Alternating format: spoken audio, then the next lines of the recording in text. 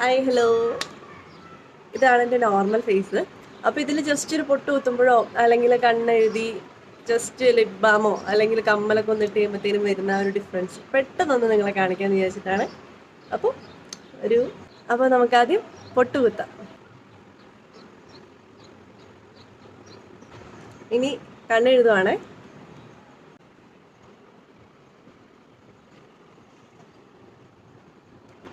ഇനി സ്ട്രോബെറിയുടെ lip balm.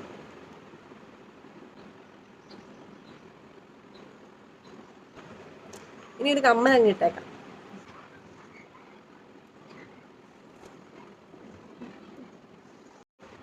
ഇനി നമ്മുടെ അടുത്ത പരിപാടി മുടിയിലാണ്. പ്രത്യേകിച്ച് വലിയ പരിപാടിയൊന്നുമില്ലേ, ചുമ്മാ അങ്ങ് അഴിച്ചിടുന്നതേ ഉള്ളൂ.